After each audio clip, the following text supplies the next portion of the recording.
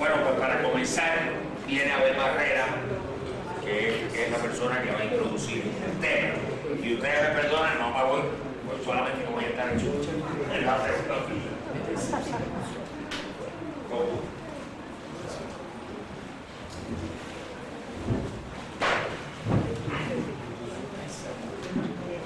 Muy buenas noches a toda la audiencia.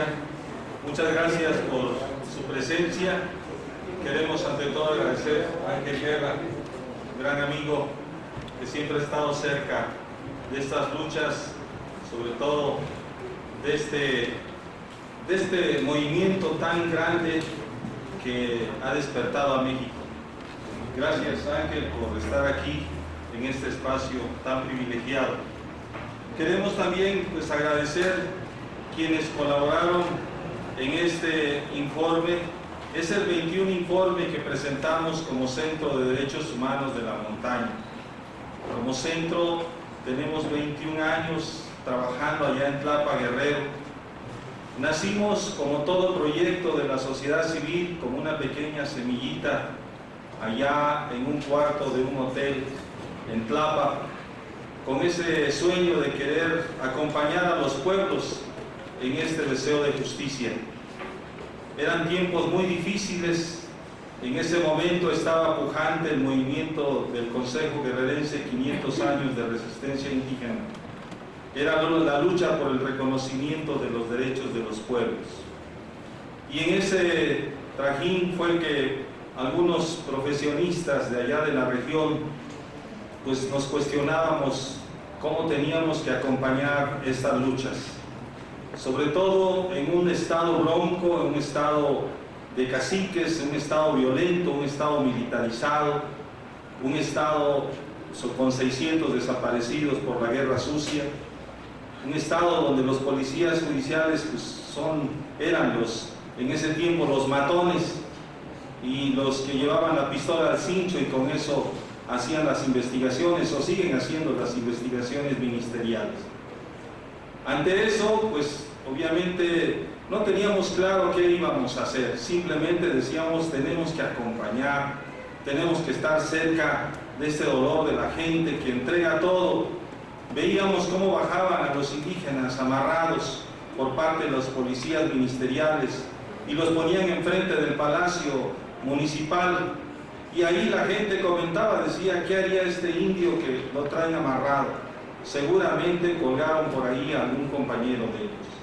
Siempre este sentido de esa idea de la justicia salvaje de los pueblos, cuando en verdad esta justicia salvaje es la que estamos sufriendo en nuestro país. Ahí nació Tlachinola, en el lugar de los campos quemados, es decir, en el lugar donde está la tierra roja ardiendo en busca de justicia. Y en ese proyecto es cuando empezamos a trabajar y a documentar los primeros casos de tortura.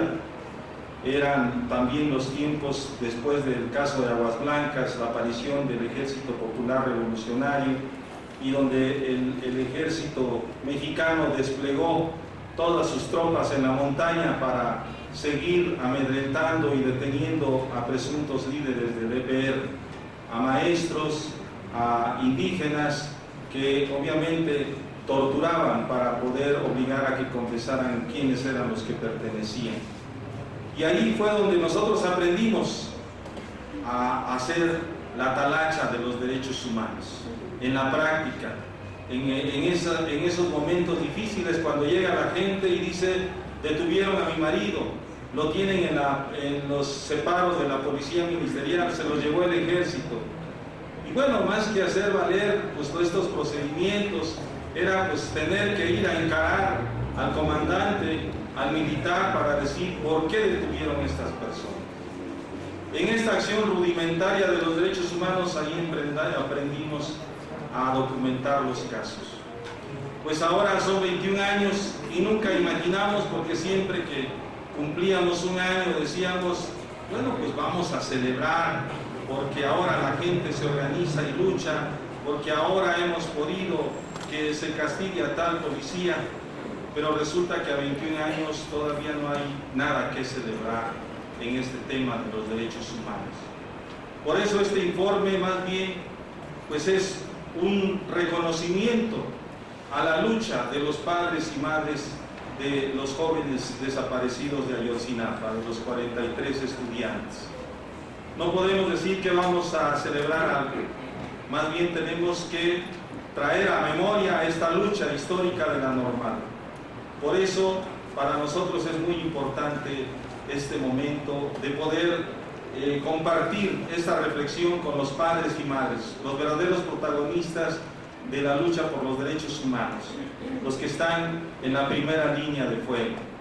Ha sido difícil para Tlachinolan acompañar a este movimiento, porque para nosotros pues estar en Tlapa, Guerrero, a 8 horas de acá de México y a 4 horas y media de Tlapa a Tixla, donde se encuentra la Normal, es complicado.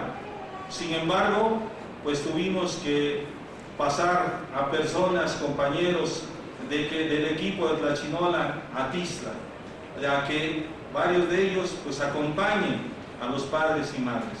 Ha sido una experiencia complicada, difícil, costosa, muy desgastante, pero sobre todo muy aleccionadora, porque realmente ahí es donde hemos aprendido lo que no habíamos aprendido en 20 años, de cómo se lucha y cómo se defienden los derechos humanos. Por eso este informe básicamente plasma esta vivencia tan profunda de los padres.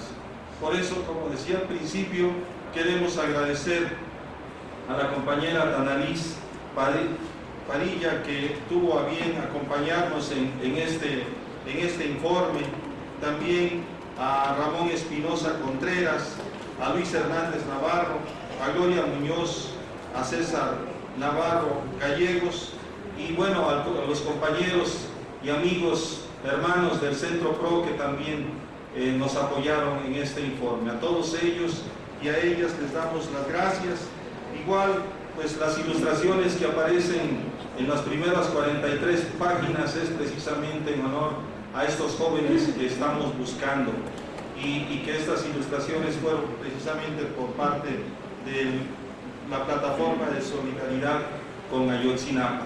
A todos ellos les agradecemos, y pues obviamente aquí a los compañeros, padres y madres de familia les agradecemos su presencia. Llegaron hoy desde la Normal, nada más para comentar, dar su testimonio sobre este informe y su vivencia como padres en esta lucha. Al maestro Adolfo, a Tanalís, a Mario, pues muchas gracias por estar aquí acompañándonos en este momento pues muy significativo para nosotros, por lo que representa el tener que acompañar con otras organizaciones a los padres y madres. Muchas gracias.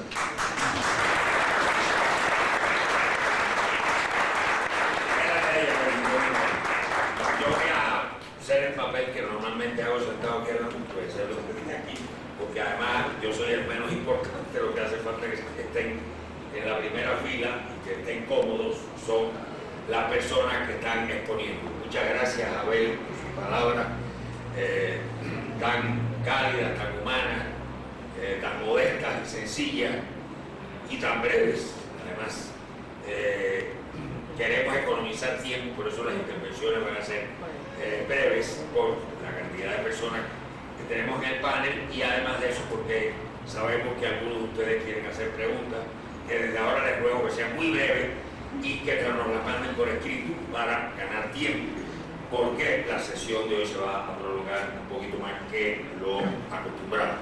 Tiene la palabra la doctora Tanalís Padilla. Adelante, Tanalís. Bueno, también quisiera agradecer la invitación. Es para mí un honor, la verdad, estar aquí. Y también me es grato saber que la investigación que he estado realizando sobre las normales rurales desde hace ya varios años podría ser útil para esta lucha en la que nos encontramos ahora. Y esta lucha, la lucha porque se haga justicia en el caso de los 43 normalistas desaparecidos, acaba de cumplir un año. Pero en muchos sentidos se inscribe dentro de una larga experiencia de resistencia de las normales rurales. No deja de sorprender que en un país que lleva más de 100.000 muertos y casi 30.000 desaparecidos, desde que el expresidente Felipe Calderón declaró su guerra al narcotráfico, una que continuó el presidente Enrique Peña Nieto, no deja de sorprender que fuera el caso de los 43 estudiantes de la Normal Rural de Ayotzinapa el que prendiera la indignación del país y que repercutiera internacionalmente. Es especialmente significativa la movilización de la sociedad si uno considera que el gobierno lleva décadas desprestigiando a estas instituciones y a sus estudiantes. Da cuenta de que la fuerza moral de los familiares de los 43 y de sus compañeros normalistas puede ante una campaña mediática del gobierno. Y es que hay que reconocer que la masiva indignación popular se dio gracias a las acciones inmediatas de los ayotsis, que, acostumbrados como están a no callar ante la injusticia, desde los primeros instantes después de ser atacados empezaron a denunciar. Imagínense qué valor les acababan de disparar. ¿Y qué hacen los jóvenes?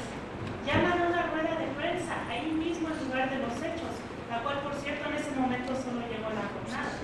Ahora todos los medios se han visto obligados a cubrirlo, pero eso fue solo por la masiva indignación social. Y obviamente el movimiento por justicia se debe a la incansable lucha de los padres y las madres de los 43 desaparecidos, quienes se mantienen firmes en su búsqueda de sus hijos. El que convirtieran su dolor en coraje, su pena en determinación y sus lágrimas en un camino de lucha ha representado para el gobierno la peor pesadilla. Bien hubiera querido Peña Nieto y su gabinete que los padres y madres aceptaran la presunta muerte de sus hijos, se fueran a sus casas e hicieran luto privado. Y si así lo hubieran hecho, no estaríamos aquí y Peña Nieto seguiría recorriendo el mundo proclamándose el Salvador de México, como en un momento lo llamó la revista Times. Y no, donde quiera que llega le sigue la sangre de Iguala y el coraje de los 43 desaparecidos. Y claro, de todo esto pueden hablar aquí mejor mis compañeros de la mesa. Lo que a mí me gustaría hacer entonces es presentar una muy breve historia, como lo hice en el informe, de la Normal Rural de Ayotzinapa y la resistencia que siempre la ha caracterizado. Fundada en 1926 con el nombre Conrado Agúndez y originalmente ubicada en el pueblo de Tixla, la Normal Rural de Ayotzinapa se trasladó a su actual ubicación en 1932. Mucha de su construcción se hizo bajo la iniciativa de quien ahora lleva su nombre, Raúl Isidro Burgos, director de la Normal Rural de 1930-35. Como otras normales rurales, esta se construyó en los terrenos de la ex hacienda de Ayotzinapa en tierras donadas por el municipio de Tixla. Bajo la dirección del maestro Burgos fueron los mismos profesores y estudiantes quienes edificaron varias de las instalaciones de la escuela. Los alumnos que en ese momento estuvieron en Ayotzinapa participaron en la construcción de la escuela, no solo con mano de obra, también donaron parte de sus becas para los gastos que ésta generaba. Donaron también recursos maestros y gente de la comunidad. Este esfuerzo colectivo es simbólicamente muy importante porque demuestra hasta qué punto la educación fue un proceso que se erigió desde abajo. No sorprende, por lo tanto, que la defensa del normalismo rural se extienda frecuentemente a sus comunidades aladeñas. Aparte de proporcionar a los hijos de campesinos una oportunidad para estudiar una carrera, las normales rurales establecieron importantes relaciones económicas y sociales con los pueblos circunvecinos. Desde un principio, los alumnos de Ayotzinapa ejercieron prácticas educativas en casi todo el estado. Dieron clases nocturnas a los campesinos que hicieron talleres de alfabetización. Las primeras normales rurales fueron construidas desde la década de 1920, pero fueron expandidas y adquirieron mucha de su actual estructura durante la década de los 30.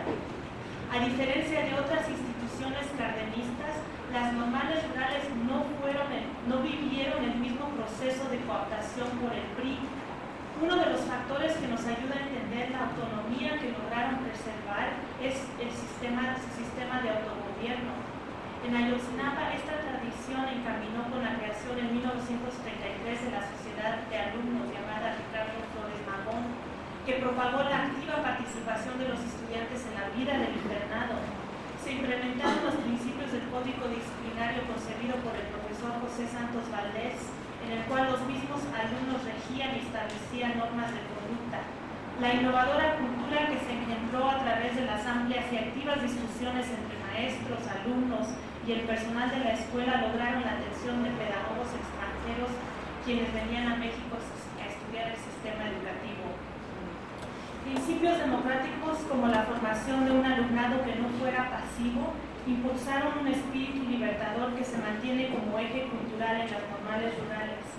Este espíritu ha tenido especialmente resonancia en un estado tan castigado como es Guerrero.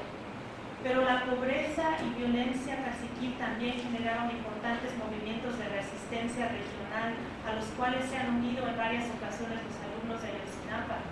Más aún, la normal ha producido ejemplares luchadores sociales. El caso más emblemático es claro el de Lucio Cabañas, quien ingresó a la normal en 1956.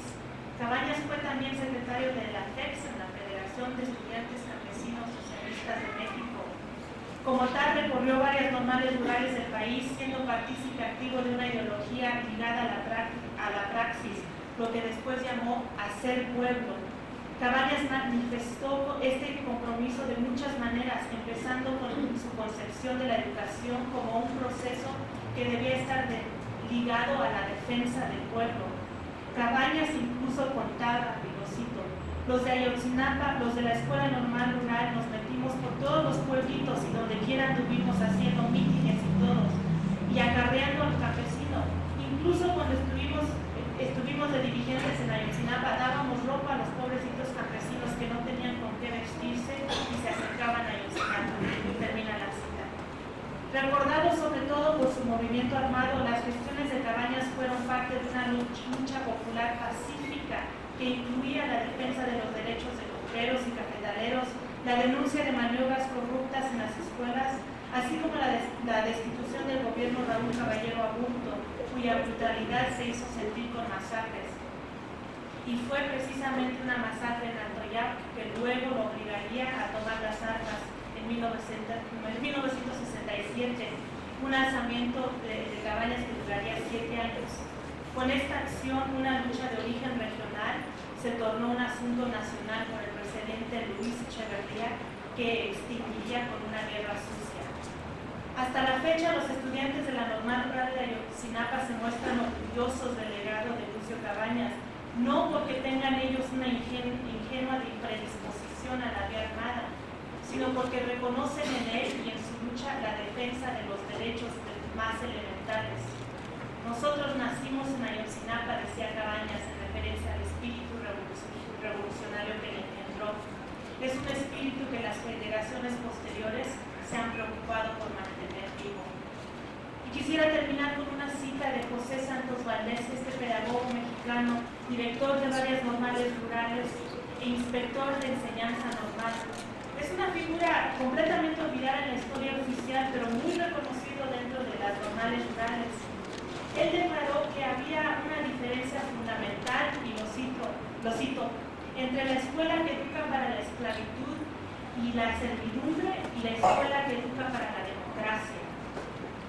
Santos Valdés fue también uno de los principales arquitectos del Código Disciplinario que se adoptó en la mayoría de las normales rurales. Este código enfatiza la participación activa del alumnado en las normales que rigen la institución, en las normas que rigen la institución, enfatiza la importancia de reconocerse parte de un colectivo y los vínculos que debían existir entre la escuela y el entorno social. Muchas veces se me dijo que eso era comunismo, escribió Santos Valdés. Claro está, continúa, para ellos, o sea, los directores, los políticos, es una forma de comunismo que los alumnos, que son la inferioridad, pidan estar a tanto de las cuentas y los gastos que con dinero que es para ellos realiza la dirección, o sea, la superioridad. Para ellos es comunismo que los alumnos, que son sus inferiores, promuevan discusiones en la clase sobre lo que afirman ser verdadero. Termina la cita. Hoy día ya no se usa tanto el término comunismo. Hay formas más sutiles, más insidiosas, diría yo, de descalificar a los normalistas, alumnos normalistas. Es el lenguaje neoliberal, términos como profesionalismo, calidad de educación, eficiencia, pero el argumento es siempre el mismo. Quieren ciudadanos pasivos que no cuestionen, que sean sumisos al gobierno, sumisos al dinero y sumisos a la lógica del individualismo. Y es eso lo que los alumnos de Ayotzinapa nunca han querido hacer, y por eso se les persigue, por eso se les ataca y por eso se les desaparece. Y es por eso que a nosotros nos corresponde exigir justicia en este crimen de Estado y defender a las normales rurales. Gracias.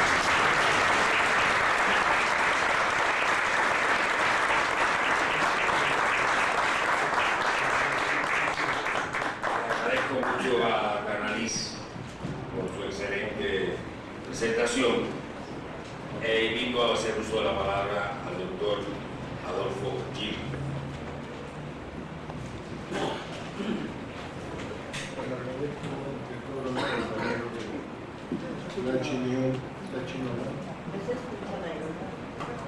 Agradezco ante todos los compañeros de Chino y a la Casa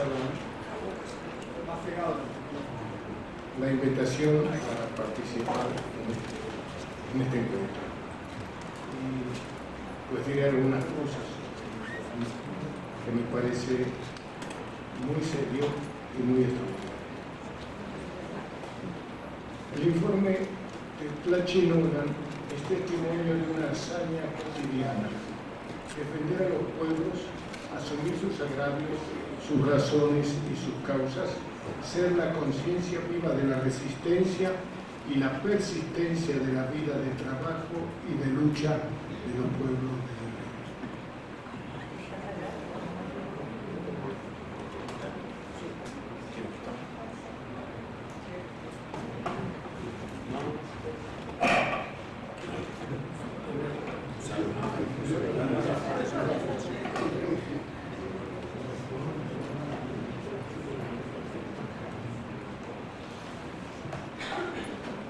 Testimonio de la persistencia y la resistencia de la vida de trabajo y de lucha de los pueblos de Guerrero. El gran dinero financiero, los ricos, han convertido a la amapola en las flores del mal y en lo que era un jardín, el estado de Guerrero, en un infierno. Tlachi es hoy una lucha y una esperanza para que vuelva el jardín y la seguridad y la vida, así como las múltiples organizaciones del pueblo de Guerrero, que si algo sabe en su historia es organizarse, resistir y pelear. Y de allí nació Tlachi y los maestros y las mujeres y los estudiantes. El informe nos cuenta, y léanlo, vale mucho la pena, el informe nos cuenta del movimiento de las normales rurales en los años del presidente Cárdenas. Hasta allá nos lleva. La primera normal fue fundada en 1926, la primera normal rural, y se expandieron muchísimo en la época, en los tiempos de Lázaro Cárdenas. Los años del presidente Cárdenas, los tiempos de Ejido, la organización de los trabajadores, la educación, el polo y las normales, el petróleo nuestro, el asilo, la independencia y la dignidad de México. El informe de Tlachi recuerda que la mayoría de las normales rurales, más de 40, se fundaron en los cascos de las haciendas expropiadas, como recordaba Tanalis hace un momentito. Están desde hace décadas bajo ataque. Llegaron a ser 46 y por lo menos 30 se han cerrado. En Meche, por ejemplo, fue cerrado en el 2008, en los tiempos funestos de Calderón. En Michoacán, en 2012, la normal indígena de Cherán, la normal rural de Tiripatío, el Centro de Educación Normal de Arteaga estuvieron también bajo ataque. Y fíjense que es justamente en los lugares donde los pueblos se organizan ellos desde hace mucho. Con lo cual tienen que ver, ha tenido que ver mucho cada normal que organiza a los estudiantes y a las familias y a los padres es lo que es. Entonces, los ataques a los pueblos y ataques a las normales van juntos de la mano. En el Edomex atacaron la normal de Tenería en 2008. Todo esto está en el informe. César Navarro Callejos, uno de los artículos del informe, escribe: en 1969, un año después del 68, con el pretexto de una huelga nacional de los estudiantes campesinos y socialistas, decían ellos entre comillas, todas las escuelas fueron ocupadas simultáneamente por el ejército y fuerzas de seguridad, y por decisión del gobierno federal se ordenó la clausura de más de la mitad de las normales rurales. De 36 escuelas existentes, solo sobrevivieron 17. Esto está en el informe que ustedes tendrán. El informe, además de todo esto, relatos y análisis, trae los retratos dibujados, los retratos y los datos sobre los estudios y la breve vida estudiantil de cada uno de los compañeros desaparecidos, de sus pueblos, de sus madres y padres, campesinos, indígenas, algunos que no hablan castellano. Todo esto trae los retratos del informe y se nos vuelven, bueno, han sido reales siempre, pero se nos vuelven reales y familiares cuando vemos a todos ellos historias sencillas, historias complejas y profundas. Ahí están los estudiantes. Mencionaré solo algo que se me aparecieron a mi pluma: Olivera Parral Rosa y Arturo González Baltasar, padre y madre del kinder, esta es su foto, y el Charro, su hermano, así lo llamaban. Y a ellos dos, al kinder y al Charro, se los llevaron, y a su primo también, a quien llaman Magullón. Allí están en el informe, como están en sus casas y en sus pueblos y en su escuela, ya no 43, sino en este informe 1 más 1 más 1 más 1, hasta llegar a 43, y aquí sí los encontrarán.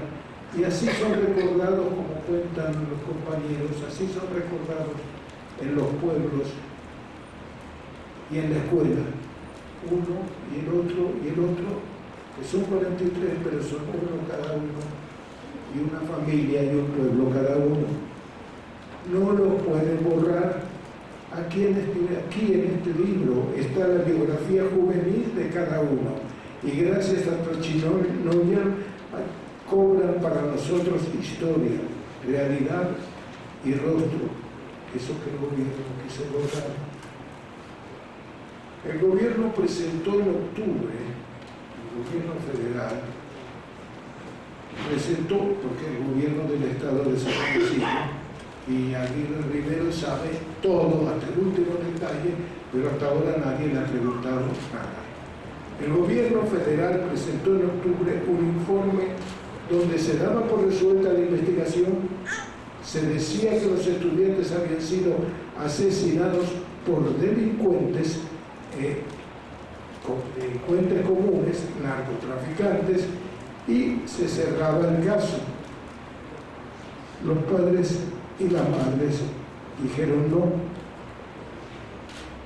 Y miren, han sido los que han sostenido todo esto. Ahora, todo esto somos también todos nosotros, pero siempre hace falta quien lo sostenga sin ceder, y eso han sido los padres y las madres. Personas con las cuales los desaparecedores y el gobierno y el presidente y el procurador no contaban, no existían para ellos, no se imaginaban, así fueron siempre. Y ahí toparon. Y esto es muy importante recordarlo, porque es una historia que se repite y se va a repetir. Y se repite en la caravana de Sicilia y se repite en toda la lucha por los desaparecidos. Y eso no lo pueden borrar, no pueden dar vuelta al mundo y andar en sus aviones, no pueden con los padres y las madres. y después estamos lo que como podemos los apoyamos. Nadie creyó, los padres y las madres dijeron no, nadie, ni ellos mismos se creyeron, pero había que demostrar con los argumentos del conocimiento científico y de la razón, y no solo de la indignación y la emoción, que ese informe era falso. Esta tarea fue cumplida, primero por el equipo argentino de antropología forense, que mostró la incongruencia y la imposibilidad de las conclusiones del procurador Jesús Murillo Caram. Yo estoy obligado a decir, como investigador y como analista, que de lo que se desprende de lo que dijo Murillo Caram y lo que se desprende del informe de los técnicos es que cuando habló no estaba engañado, ni siquiera dudoso. Murillo Caram sabía todo. Fue confirmado, todo esto fue confirmado y completado después por el grupo interdisciplinario de expertos independientes, cuyo informe vale la pena leer. Esta investigación, el grupo de expertos independientes desmonta, desmiente y pulveriza los resultados de la investigación de la PGR, que no solo es incapacidad, es mentira, es complicidad. Desmiente y pulveriza los resultados de la investigación de la PGR, asumida y declarada como la verdad indiscutible y final, y transmitida por televisión y medios a toda la nación. Otro día, o en casa, hablaremos del uso de los medios. Es criminal, y no le puedo subir el tono porque palabra más fuerte no encuentro, lo que están haciendo con el pueblo mexicano y con todos nosotros, porque saben que mienten. No es el mentiroso suelto cualquiera. Y saben para qué mienten. Fue confirmada esta tarea, la tarea del equipo forense argentino, fue confirmada y completada después por el grupo interdisciplinario de expertos independientes. Esta investigación desmonta, desmiente y pulveriza los resultados de la investigación de la Procuraduría de Murillo Caram, asumida y declarada la verdad indiscutible y final y transmitida por televisión y los medios a toda la nación. Estos señores son los que nos quieren. Estos señores son los que nos quieren reformar, reglamentar y cambiar la educación. La gran reforma educativa que quieren y aplicar. La base de la educación, como todos sabemos, la primera base de cualquier educación es la verdad. ¿Y cómo va a reformar la educación este conjunto de gente? A eso me refiero, que no hablaré hoy de la educación. Las conclusiones formuladas por el grupo interdisciplinario de expertos independientes son severas,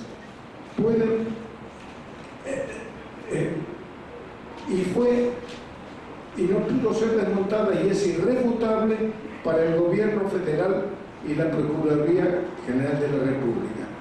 Dicen así, y me van a disculpar si esto es un poco largo, pero es terminantes, media página. Esto dice en sus conclusiones el grupo interdisciplinario de expertos independientes, y estos son hechos, no sentimientos que los tenemos, no opiniones que las tenemos, son hechos como no presentó jamás ni la Procuraduría, ni la SED, ni todas esas instituciones que nos dicen. Y las conclusiones son las siguientes. Escuchen. 1. Que no existe ninguna evidencia que apoye la hipótesis generada en base a testimonios de que 43 cuerpos fueron cremados en el basurero municipal de Cocula el 27 de septiembre de 2004. Segunda conclusión, toda la evidencia recolectada muestra que en el basurero municipal de Cocula solo se han dado fuegos de pequeñas dimensiones, cuya temporalidad, ¿cuándo fue?, no puede ser debidamente definida. Tercero, toda la evidencia recolectada muestra que el mínimo incendio necesario para la cremación de esos cuerpos no pudo haberse dado en el basurero municipal de Cocula. De haber existido un fuego de esa magnitud, daños generalizados serían visibles en la vegetación y la basura. Ninguno de estos elementos muestra estos daños. Cuarto, es imposible establecer si los fuegos ocurridos en el basurero municipal de Cocula fueron de dimensiones suficientes para la incineración de uno o más cuerpos, pero no hay ninguna evidencia que indique la presencia de un fuego de la magnitud de una pira para la cremación de inclusive un solo cuerpo. 5. No existe ninguna evidencia tampoco que muestre que la carga combustible necesaria para la cremación de cuerpos haya estado en algún momento disponible en las cercanías del basurero municipal de Cocula. 6. Los testimonios indican eventos, los testimonios estos arrancados por los métodos sabidos a los que nos mostraron por televisión. Los testimonios que nos han mostrado indican eventos que no son posibles, dadas las condiciones generadas para lo que sería el fuego mínimo necesario para la cremación de 43 cuerpos. Séptimo y último, también señala el peritaje sobre fuegos, también señala, escuchen esto, el peritaje, las limitaciones científicas y técnicas que tuvieron los estudios realizados hasta ahora para una investigación de esta naturaleza, por lo que sus conclusiones son, en su mayoría, erradas y en muchos casos no emergen de la evidencia material y de su posible interpretación. Son unos burros, hasta para mentir. Bueno, eso no dijeron ellos. Por todos estos antecedentes, termina el informe, esta parte del informe, por todos estos antecedentes señalados anteriormente en el análisis de las versiones realizado por el grupo y con base en el informe evaluado por el experto doctor Torero, el grupo de investigación se ha formado la convicción de que los estudiantes, que los 43 estudiantes no fueron incinerados en el basurero municipal de Cocula. Las confesiones realizadas por los presuntos responsables en este punto no corresponden a la realidad de las pruebas presentadas en este estudio. Estos son hechos reales científicos que muestran no solo cómo obra la Procuraduría, sino cómo obra la investigación y la justicia mexicana. Unos cuantos de ustedes la habrán vivido, yo también la viví, como tanta gente, y es esto, desde hace mucho. La televisión dijo esto, los expertos dijeron, no, y ya. Y dicen muchas otras cosas, pero aquí termina esta parte del informe. El grupo de investigaciones y expertos independientes señala además la intervención de fuerzas municipales, comprobada, municipales, estatales y federales, y el hecho también comprobado de que por el sistema denominado C4 los 3 niveles de autoridades, federal, estatal y municipal, y sus cuerpos armados pudieron seguir en tiempo real el desarrollo de los hechos.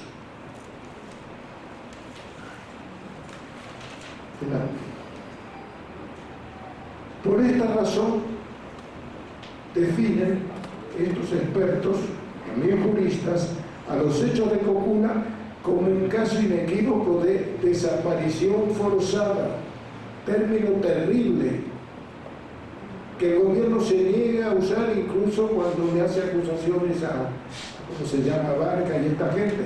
No quiere usar este término porque en México, donde hay decenas de miles de desapariciones forzadas, la desaparición forzada no existe, porque si empiezan a nombrar uno, caen en cadenita todos los demás. Figura criminal, la desaparición forzada que las autoridades federales se han negado cerradamente a aceptar. Las madres y los padres de esta tragedia han sido quienes han mantenido en alto y sin tregua esta lucha por la verdad y la justicia, no solo para ellos, sino para todos nosotros. Y también aquellos que sin descanso los han sostenido y apoyado en el mundo y aquí. Los compañeros de Tlachinola son uno de ellos y se la han jugado desde hace mucho y se la siguen jugando. Y aquí está su informe que vale la pena leer. Colofón. Último. El gobierno federal quiere ahora imponer una reforma educativa como parte de un conjunto igualmente impuesto de reformas estructurales. El petróleo, la electricidad, el subsuelo, las minas, los campos, el aire, los campos eólicos, todo lo que quieran. Reformas estructurales van a la reforma educativa. El gobierno cree que la nación es la suma de sus instituciones estatales, que la nación son ellos, que la nación es el Estado. No. México, como toda nación de la tierra, es el entramado social, material y espiritual histórico que une, da identidad y define a mexicanas y mexicanos. Tanto la tierra, el suelo y el subsuelo, como la historia, la organización y la educación forman parte de ese entramado que nos une a todos y al cual todos pertenecemos. Esto no se cambia cambiando las leyes y las instituciones, sino que leyes e instituciones tienen que ajustarse a así como es este pueblo y así como va cambiando. Desvarían con la reforma educativa y preparan desastres. Ninguna reforma racional de la educación, y les advierto que he leído algunos de los documentos de la reforma y tienen errores de ortografía. Bueno, soy profesor, tienen errores de ortografía, me da un poquito de vergüenza. Ninguna reforma racional, los documentos que hacen el Instituto Nacional de no sé qué cosa, la reforma. Ninguna reforma racional de la educación es posible si antes no se aclara y se asume la verdad del crimen de Iguala contra los estudiantes mexicanos. No se puede hacer una reforma educativa, no nos pueden tomar el pelo y pasarnos por encima después de haber matado, no 43 cualquiera, matan 43 estudiantes y entonces ipso facto inmediatamente viene la reforma educativa para que aprendan cómo lo vamos a reformar. Esto es lo que nos dicen los hechos y yo quiero terminar agradeciendo una vez más a los padres y a la madre, que gracias a ellos podemos estar todos aquí y tomar parte de esto. Me extendí un poquito, pero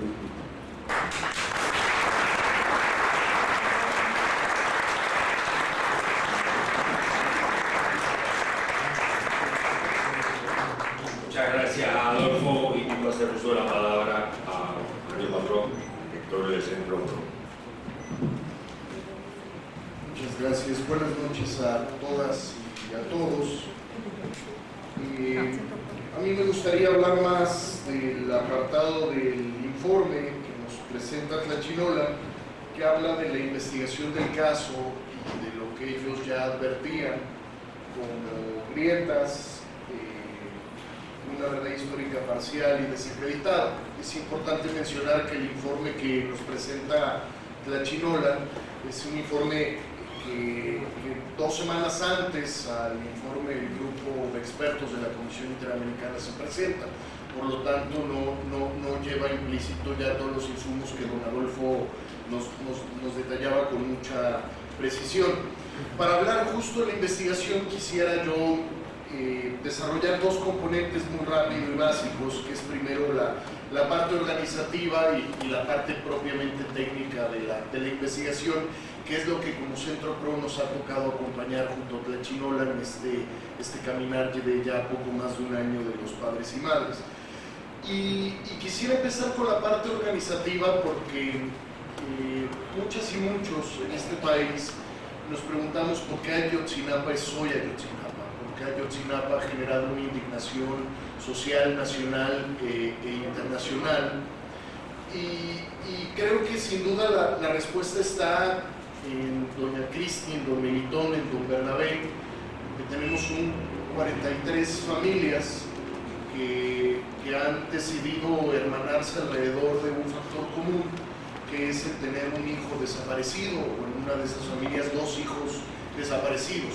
Curiosamente hoy hay medios que señalan que hay divisiones entre ellos, hay divisiones en las familias, en los colectivos, en los trabajos, pero a pesar de esas divisiones ellos no solo siguen unidos, sino que siguen caminando juntos. Pero otro factor, además de los padres y madres, es que las víctimas de la tragedia de Ayotzinapa son estudiantes de la normal rural de Ayotzinapa. Ya no comento más datos que ya nos compartían sobre el carácter normalista de Ayotzinapa, pero sin embargo estamos hablando de una base estudiantil educada y formada para la lucha social y para la vigencia de los derechos humanos, quienes son directamente las víctimas. Entonces tenemos una primer suma de capacidades entre una normal rural y un conjunto de padres y madres que dicen no vamos a callar. Estamos de acuerdo en que Ayotzinapa es la tragedia, es de las tragedias más recientes, pero no es de las únicas en nuestro México contemporáneo. Podemos hablar de la masacre de San Fernando. ¿Cuál es probablemente la diferencia? Que estamos hablando de víctimas migrantes, en donde no tienen redes de apoyo para construir procesos de lucha, como sí los ha tenido la normal rural de Ayotzinapa e incluso los padres y madres. Pero justo presentando este informe voy a otro tercer elemento que para mí es clave, y es la existencia de una organización de la sociedad civil regional con la capacidad de acompañamiento a estas víctimas, tanto el colectivo de estudiantes como de padres y madres de familia, que desde el día 1 está ahí. O sea, desde el propio día 27 estaba ya en la búsqueda de los normalistas, y a partir de eso también la capacidad de Tlachinolan como organización regional, pues para construir alianzas y sociedades con otras organizaciones nacionales e internacionales que han hecho la posibilidad de un acompañamiento desde el día 1 y momento a momento y en tiempo real de un conjunto de familias que hoy buscan a sus desaparecidos, pero también de un conjunto de familias que son víctimas de ejecución extrajudicial, cuando hablamos de Daniel, de Julio César, de Edgar, ¿sí? O un conjunto de familias también que están buscando justicia porque sus hijos fueron heridos como consecuencia de los hechos. Después de esta parte organizativa que me parece crucial, porque muchas y muchos nos habremos preguntado después del 26 y 27 del 2015, después del primer aniversario, ¿qué sigue? ¿Verdad? Que es una pregunta muy común. Y me parece que lo que sigue de inmediato es no poner en los pesos de los hombros de estas mujeres y de estos hombres lo que tenemos que hacer como sociedad en su conjunto, realmente. Y es que nuestro país ya no aguanta más, nuestro México herido, adolorido, ¿sí? Nos está dando una muestra de dignidad con este año de lucha y de caminar de ellos, en donde pues es la sociedad en su conjunto y muchas y muchos que formamos parte de la sociedad que tendríamos que agarrar justo lo que sigue en términos de país, en términos estructurales. Lo que estos padres y estas madres de Ayotzinapa tienen muy claro es lo que sigue. Y es que ellos no se pueden dar el lujo de dejar de buscar a sus hijos, de dejar de buscar la verdad y la justicia, porque sus hijos están desaparecidos. Y a más de un año no ha habido los mínimos deseos de voluntad política y capacidad de este Estado, de este gobierno federal, para garantizarnos qué fue lo que pasó en Ayotzinapa y sobre todo el paradero de los muchachos. Paso rápidamente, después de este breve detalle que para mí es clave y es organizativo y que nos ayuda a explicarnos por qué hemos llegado en estas condiciones a un año y qué es probablemente lo que podría ser. Ayotzinapa, desde nuestra perspectiva, y viene retratado en el informe de Tlachinolan, representa la situación latente que vive nuestro México de macrocriminalidad, de macrodelincuencia.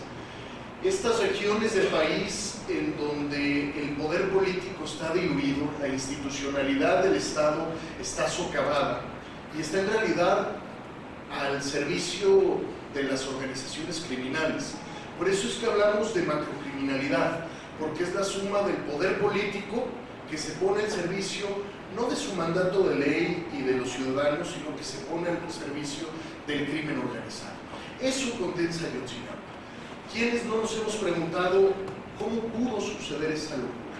Y es eso, es una plataforma de corrupción política, de control territorial, que refleja igual en Cocula, pero igual los 9 municipios conurbados que generan toda la ruta hacia Tierra Caliente, Michoacán, hacia el propio Estado de México, que son territorios controlados no por el poder político, sino por el crimen organizado y el poder político al servicio de ese crimen organizado. Por eso es posible que a partir de esta plataforma de corrupción política suceden estas graves violaciones de derechos humanos. Otro de los grandes aportes que nos da el grupo de expertos de la Comisión Interamericana es el carácter de la masividad de los hechos de Ayotzinapa. Hablamos sí de los 43 estudiantes desaparecidos, pero tenemos que hablar prácticamente de 880 víctimas por lo menos directas del caso Ayotzinapa. 180 entre desaparecidos, estudiantes ejecutados, heridos y también estudiantes que estuvo en riesgo su vida y su integridad porque hubo ataques contra su integridad y corrieron, se ocultaron, subieron cerros y por eso no perdieron la vida. Pero estamos también hablando de un caso de desaparición forzada que a pesar de que actores lo quieran diluir en un caso solamente de secuestro y de crimen organizado, estamos hablando de un caso perpetrado por el poder y desde las ventajas del poder. Por eso es un caso de desaparición forzada, ¿sí? Y en casos de desaparición forzada, las víctimas directas también son estos hombres y estas mujeres que caminan buscando a sus hijos, porque cada uno de los días que pasan es un mecanismo de tortura que viven y que sufren ellos. Por eso es que también son víctimas directas. Al hablar de la investigación y al hablar de este informe de Tlachinola, tenemos sin duda alguna que hablar del grupo de expertos de la Comisión Interamericana. Se ha dicho mucho en recientes fechas que es un grupo que viene por invitación del gobierno. Y lo tenemos que decir con toda claridad. Desde luego que este grupo de expertos sería imposible que estuviesen en nuestro país sin la venia del Estado mexicano. Pero es una iniciativa y es un acuerdo de voluntades que sobre todo en su ideación y concreción los actores principales fueron estos hombres y estas mujeres. En el contexto de las medidas cautelares que un grupo de organizaciones solicitamos a la Comisión Interamericana de Derechos Humanos, es que surge la idea de pedir la asistencia técnica. Esa asistencia técnica se solicita por primera vez por los padres y madres, y lo solicitan de una manera muy simple, muy sencilla, pero que denota su calidad de víctima. Así es, si ustedes no pueden, traigan a quienes sí pueden. Y es a partir de ahí que quienes acompañamos el caso de Ayotzinapa nos pusimos a crear esta idea del grupo interdisciplinario. Finalmente se concreta en un acuerdo, en donde es un acuerdo sí firmado por el Estado, ¿sí?, pero igual firmado por los padres y madres. Y esto no es cualquier cosa, no solo por quién dio la iniciativa, sino porque el informe del grupo de expertos de estos primeros 6 meses de trabajo y los informes que vengan, las partes se obligaron a aceptarlo, pero además a cumplirlo, porque lo firmaron, ¿sí? Es decir, hoy la interrogante y la oportunidad que siembra Ayotzinapa es que estamos frente, prácticamente el primer caso en nuestra historia de país, frente a la supervisión internacional. Y cuando se aplica la supervisión internacional a la investigación, no cualquier investigación, estamos hablando de la investigación de una de las más graves violaciones de derechos humanos en nuestro México contemporáneo. Y nuestro Estado no solo no se levanta, sale reprobado, ¿sí? Y nos dan justo elementos fundamentales en donde no repetiré los que ya decía el doctor Gili, solamente diría, a ver, hoy se nos dice que se tiene que investigar los móviles de por qué los estudiantes iban a Iguala. Es un grado de cinismo. Eso lo tuvieron que investigar en el día 1 o en el día 2. Hoy nos los vienen a decir después de un año, número 1. Y número 2, la pregunta es, investigando por qué fueron a Iguala, se va a dar con el paradero de los estudiantes. Luego entonces es tanto como pérdida de tiempo. Pero además, el informe del grupo de expertos de la Comisión Interamericana nos indica por qué fueron a Iguala. Y su llegada a Iguala fue totalmente circunstancial. La toma de camiones era en Chilpancingo, ¿sí? No lo pudieron hacer por la presencia de la Policía Federal, y luego entonces van a Iguala. Pero no a Iguala, a la central de camiones. Van justo a la caseta de Iguala, Puente de Ixtla, ¿sí? Y al rancho de Cura, ¿sí? Donde podían hacer toma de camiones. Es todavía más circunstancial como llegan los estudiantes a la central de camiones, ¿sí? Que es como consecuencia de que uno de los choferes les dice vamos a dejar el pasaje. Y no era incluso dejar el pasaje en la terminal, sino cerca de Iguala para que el pasaje no se tuviera que trasladar por otras vías alternas. Entonces, son toda una serie de consecuencias, ¿sí? En donde no es que estaban infiltrados por los rojos, no hubo ningún enfrentamiento, no iban de ninguna manera a boicotear un acto político de la esposa del presidente municipal. Todas esas son conjeturas alrededor de la propia investigación y que provienen de las propias autoridades encargadas de la investigación, ¿sí?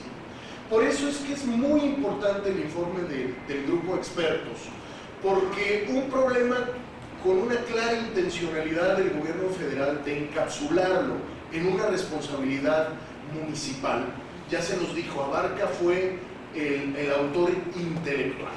La pregunta es si la macrocriminalidad, los narcomunicipios en nuestro país y estos controles territoriales regionales surgen solamente con el contubernio del presidente municipal o se necesitan otra cadena de contubernios a nivel estatal o incluso federal. Eso no está investigado, eso no forma parte de las líneas de investigación de Ayotzinapa y es otra de las claras falencias. Y por eso es importante recalcar lo que ya decía don Adolfo. Sí, el ejército estuvo al tanto de los hechos. Sí, en el expediente hay declaraciones de policías detenidos que se dice que el ejército sabía lo que pasaba ya desde el año 2013. Sí. Luego entonces, ¿se tiene que investigar o no al ejército? Indudablemente sí, pero también a otras autoridades federales y a otras autoridades municipales. Sí. Termino nada más en términos de la investigación con dos recomendaciones que para nosotros desde Tlachinolan y desde el Centro PRO representan hoy una oportunidad única para el Estado y como país, y que es la recomendación vinculada con la necesidad de reestructurar la investigación. Y la segunda, la recomendación de que se tiene que seguir buscando y relanzando una estrategia de búsqueda para el paradero de los muchachos normalistas. A ver, la pregunta es, después de un informe en donde un grupo independiente internacional, avalado por los padres, pero también por el propio Estado mexicano, nos dice que la verdad histórica fue una mentira histórica, la pregunta tendría que ser, ¿los padres y madres tendrían que seguir creyendo en la institucionalidad del Estado? ¿Qué garantías tendrían ellos, en realidad, para asegurar que el Estado no les vuelva a mentir? Solamente una unidad especializada, que es lo que pidieron al presidente Peña, con la misma supervisión internacional, con los mismos expertos estando al tanto y en un permanente seguimiento y monitoreo de esta unidad especializada. No pedían cosas intergalácticas o sumamente complejas con el presidente, pedían solo que la investigación saliera del Aceido, que es quien hizo el montaje histórico, ¿sí? Que se creara una unidad en donde el equipo tuviera el visto bueno del grupo de expertos, ¿sí? Y que las líneas de investigación y el programa de trabajo de investigación se estableciera a partir del informe GIEI. ¿Sí? Han pasado ya más de una semana de la reunión con el presidente Peña y no hemos recibido respuesta formal y lo tenemos que decir. Antes de irse el grupo de expertos de la Comisión Interamericana, en esta última instancia, nos dijeron que muy probablemente habría buenas noticias. Estamos a la espera de esas buenas noticias. Pero por eso queremos recalcar que estamos frente a una oportunidad histórica. Y es, ya hubo un primer tramo de supervisión internacional, que es el informe del grupo de expertos, ¿sí? que no tiene precedentes y que nos ayuda a construir un tramo de verdad. ¿Qué sí pasó y qué no pasó? ¿Qué es lo que no nos ayuda a dar con el paradero? Primero, porque esa es la responsabilidad de las instituciones mexicanas y es por donde hay que llevar justo la investigación para dar con el paradero de los estudiantes. ¿Sí? Pero esta segunda etapa es la posibilidad de que permanezcan el grupo de expertos, ¿sí? Y permanezcan en la investigación. ¿Sí? Veremos cuál es la respuesta de este gobierno federal, de este Estado mexicano, que justo apenas el día viernes nos dio nuevas muestras de rebrochar los diagnósticos, ¿sí? De instancias internacionales como la propia Comisión Interamericana.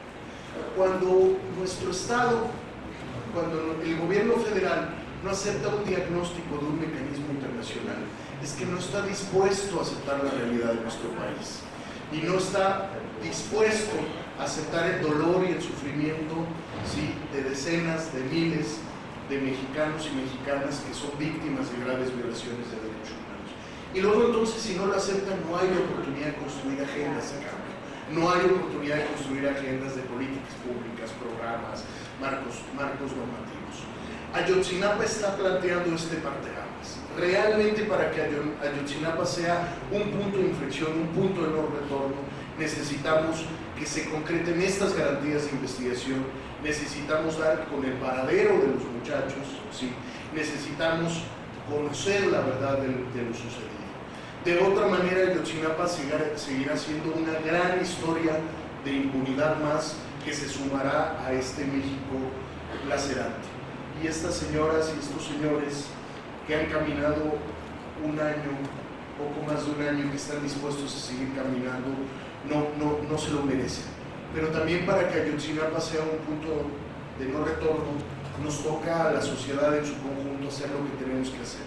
Ellos ya han hecho durante un año lo que han tenido que hacer y lo demás nos toca a nosotros. Muchas gracias a Abel, al equipo de Tlachinolan por este 21 informe y por esta historia de más de 2 décadas de caminar alrededor y hombro con hombro de quienes sufren y de quienes buscan la justicia. Gracias y enhorabuena. Tiene la palabra el primero de los padres que va a hablar, Melitón Ortega.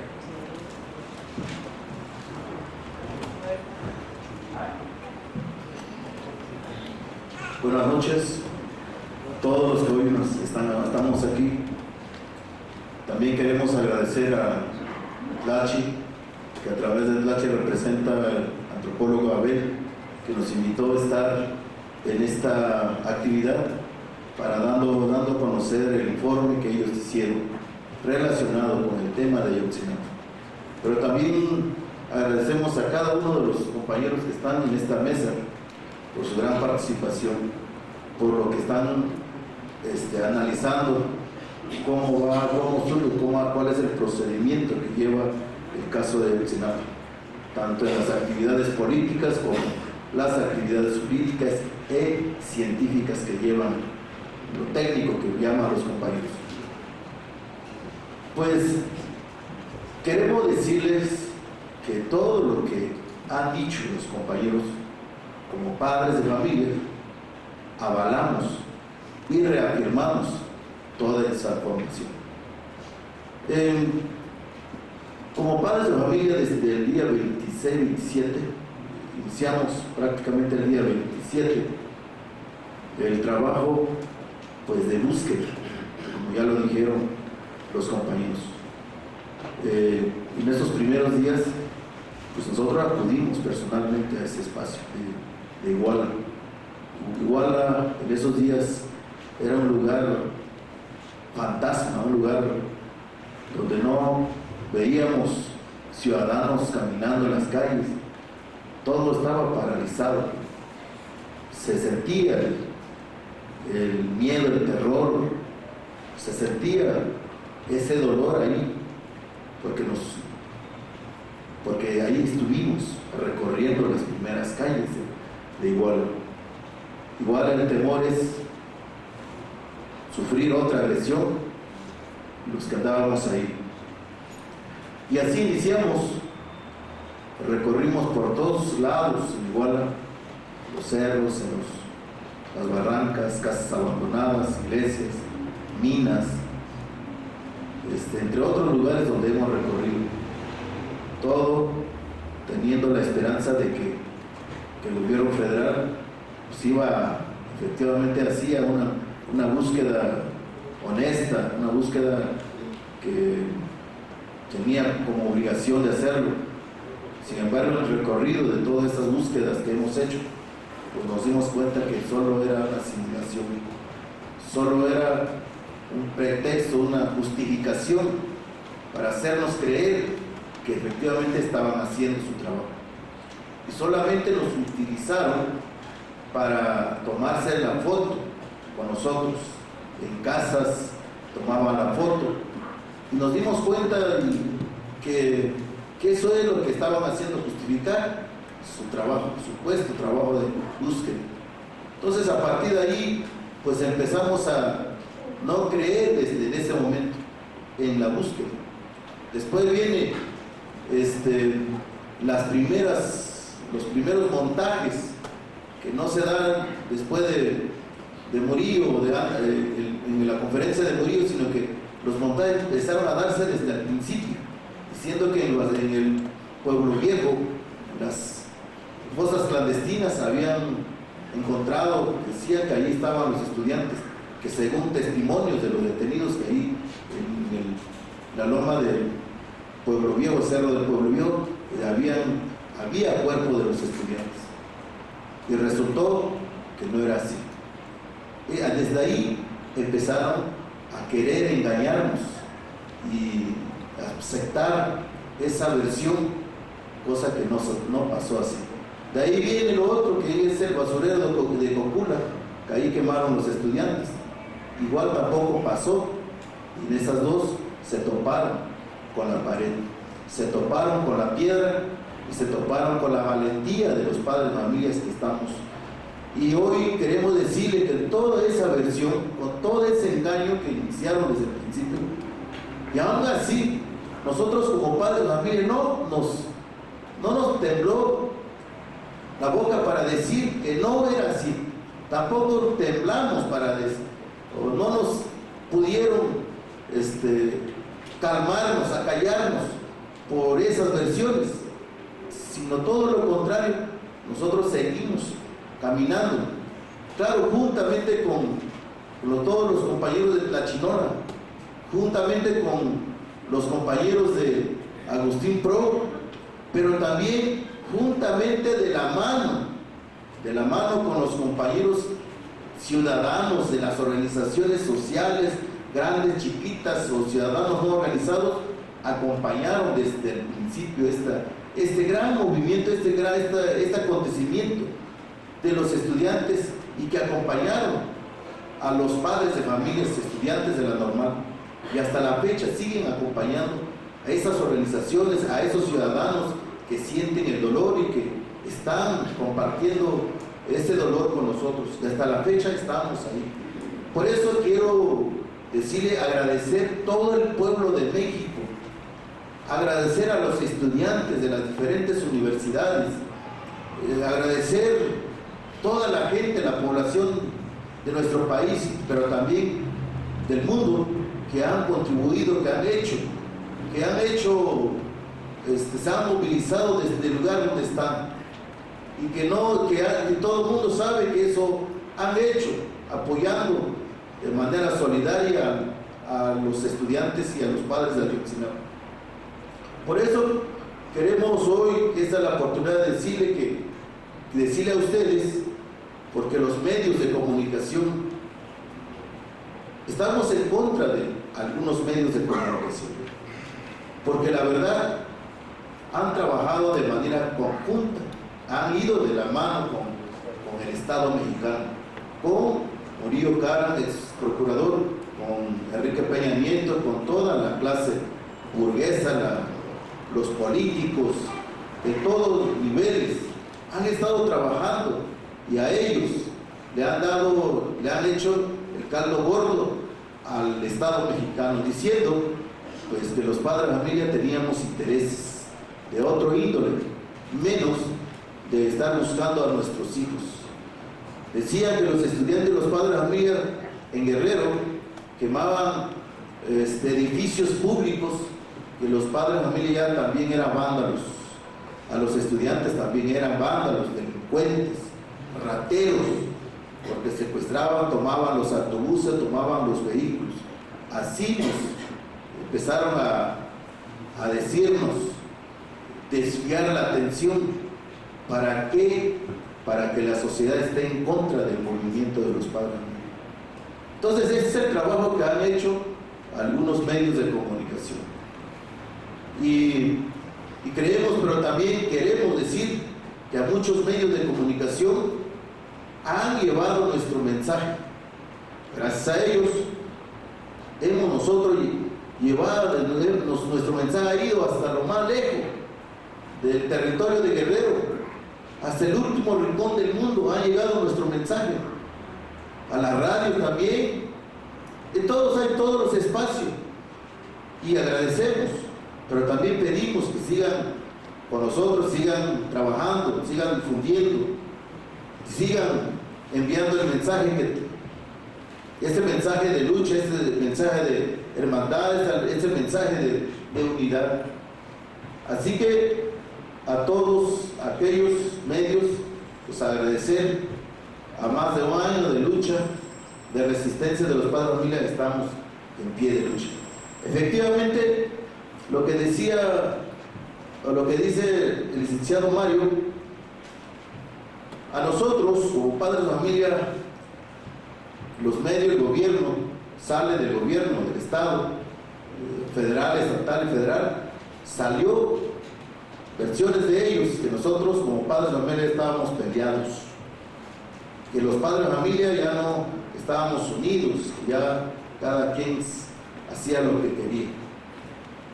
Y decirle a ustedes que más de un año los padres de familia nos mantenemos unidos. Hoy está la representación aquí, pero el resto de los compañeros están ahí. Efectivamente, en el transcurso hubo crisis, es cierto, porque es producto de la desesperación. Es producto de que no encontrábamos, ya queríamos ya ver nuestros hijos, ya queremos ya verlos, que estén con nosotros, verlos en la escuela, porque ahí están las butacas esperando los estudiantes. Hubo crisis, efectivamente, pero esa crisis supimos darle otro camino, otra dirección. ¿Cómo? Pues platicando con los abogados, platicando con todo el mundo, a fin de fortalecer y darle cambio y de dirección a nuestro movimiento. Y decirle hoy, a más de un año, que estamos aquí, vivos, estamos más vivos que nunca. Y esa vida que tenemos nos va a ayudar para seguir adelante. Pero ¿quiénes son los que nos han dado la fortaleza? Esta vida. Son los compañeros abogados del DLACHI, son los compañeros abogados de Centro Pro, son los peritos argentinos, es el equipo de expertos independientes, son los que nos han dado la vida, son los que nos han dado la fortaleza, la fe, la confianza. Y hoy lo que se plantea, pues es otro equipo que queremos que esté integrado en la investigación, porque ya efectivamente lo que ya mencionaron los compañeros como padres, o sea, ya no creemos en las instituciones, ya no creemos. Ahí puede estar una mujer, ahí en la PGR, puede ser una mujer, porque esa era la táctica del gobierno, poner una mujer para que los padres de familia sientan ese sentimiento de mujer que puede doblegar por hablar, porque el mensaje, la voz de una mujer puede detener el movimiento. Eso pensó el gobierno. Sin embargo, compañeros, quien esté en esos espacios, nosotros seguimos con la misma demanda. Mientras no nos resuelva en nuestro caso, sea quien sea que esté ahí, va a ser el mismo, es la misma demanda y la misma exigencia. Por lo tanto, y que no vaya a creer el gobierno, que están poniendo otras personas ahí, vamos a doblegar nuestro vida.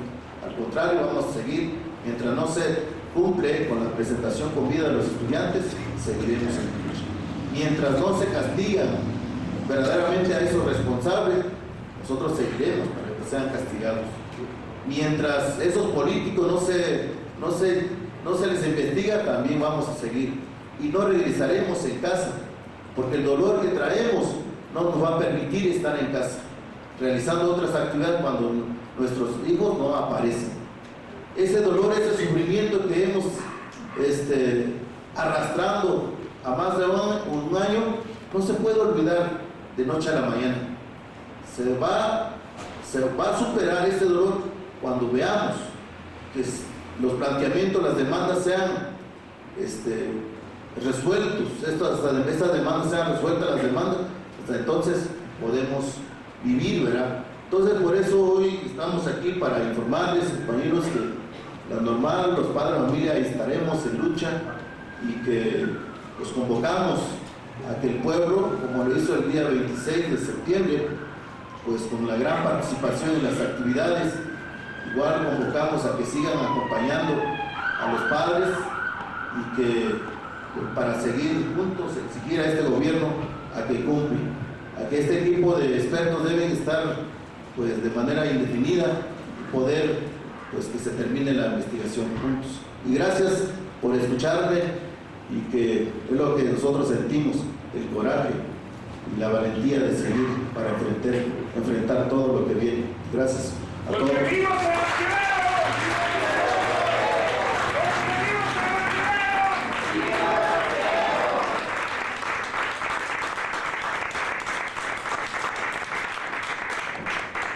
Muchas gracias a don Melitón, que tenemos el honor de tenerlo aquí por segunda ocasión.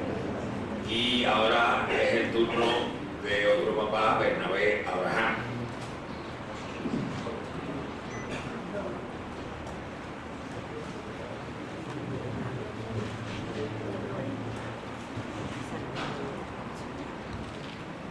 Buenas noches, señoras y señores.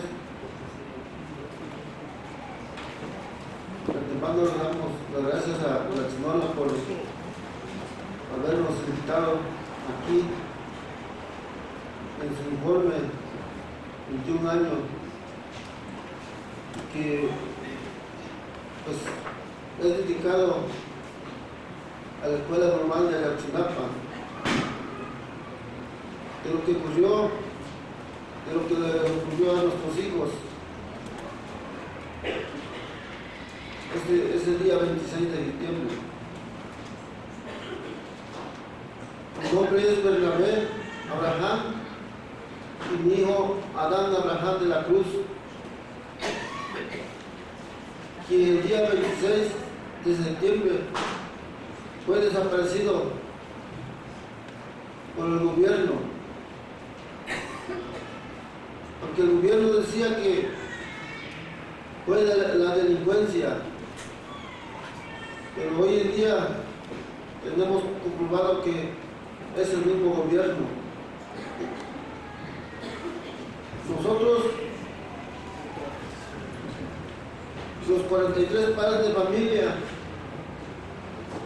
desde el día 26 de septiembre, nos cambió la vida. Nos cambió la vida porque realmente nosotros, siendo campesinos, trabajadores, que nos dedicamos a la tierra, a sembrar el maíz, el frijol, toda esa clase que Dios nos da para mantenernos en vida. Hoy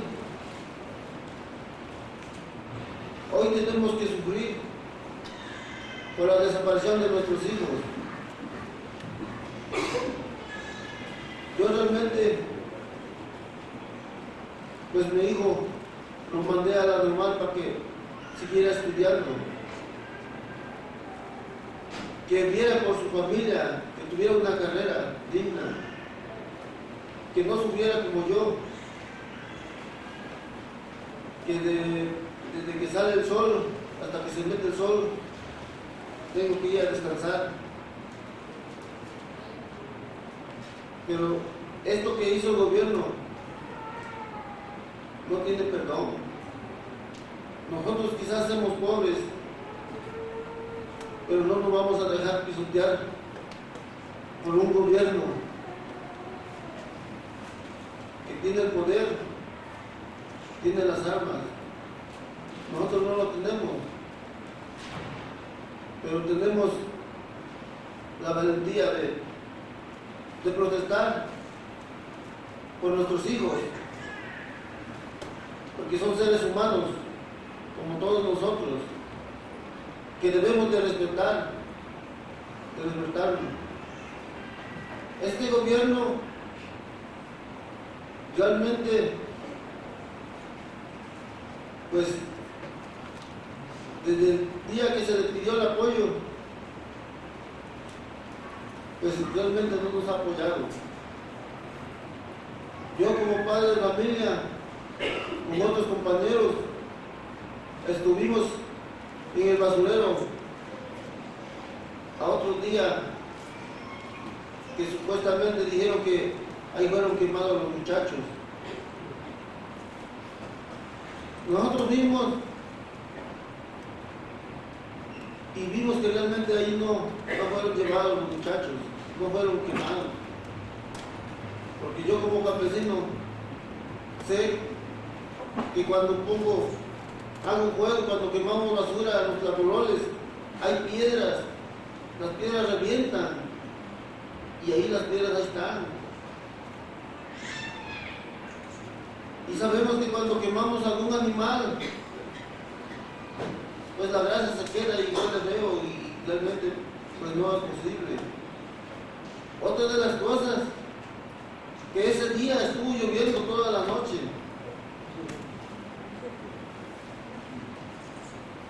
Realmente, pues nosotros nos sentimos con la confianza de que ahí nuestros hijos no fueron llevados. Pero tuvo que venir los expertos para que realmente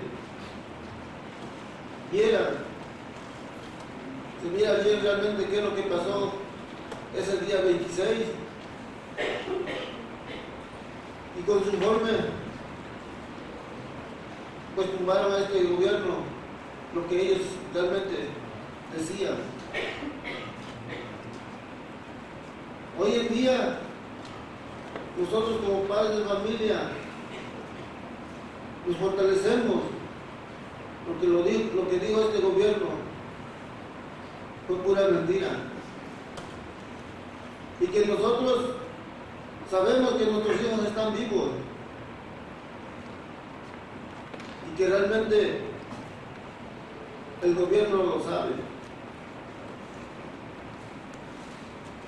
Una cosa es que no nos quiera dar respuesta, que se haga el sordo, o que realmente también él esté involucrado,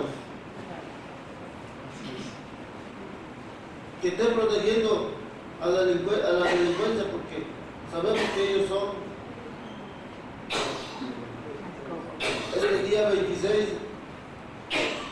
pues él se tuvo que ir fuera de México para que no viera lo que realmente los ciudadanos mexicanos, que tanta gente se está alzando la voz, porque esto ya no puede seguir así. Y lo hemos dicho, porque hoy no nomás fueron 43, hay miles de personas desaparecidas. Y nosotros los seguimos invitando para que todos ustedes les pasen el mensaje a los demás compañeros que no se dan cuenta, que debemos de luchar por esos 43 estudiantes, que son estudiantes, no son delincuentes. Nosotros, como padres, sabemos el ejemplo que le damos a nuestros hijos. Yo en mi caso, mi hijo, él sabe lo que yo le he enseñado a trabajar. Pero yo quise que siguiera estudiando para que viera a su familia, porque realmente él tiene 2 hijos, uno de 8 años y una niña de 3 años, que hoy en día preguntan ¿cuándo va a regresar su papá? Nosotros, como abuelitos, le decimos que pronto va a regresar. Ese niño grande de 8 años ya sabe lo que le pasó. Inclusive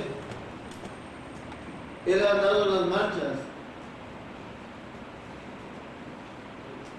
se lleva su pañuelo para andar como los normalistas, enfrentarse a los antimotines. Ya hasta, pues también carga su resorte. Creo que él nos ha dicho que él va a estudiar en la Ayotzinapa porque solamente ahí, pues, es donde luchan por el pueblo, donde hacen despertar a la gente, como nosotros los 43 padres, hemos andado de pueblo en pueblo, para que se manifiesten y que luchen con nosotros. Porque no puede seguir así.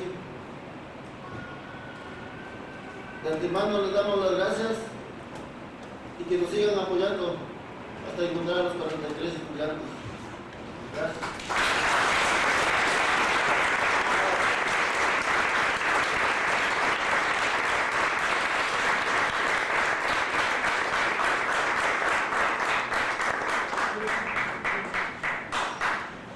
Muchas gracias a don Bernabé por su conmovedora palabra y tiene la palabra doña Cristina.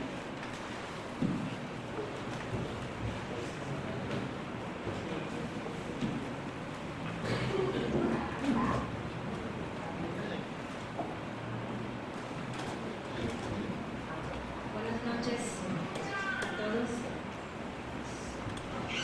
Mi nombre es Cristina Bautista Salvador. Soy la mamá de Benjamín Asensio Bautista. Pues más de un año aquí seguimos.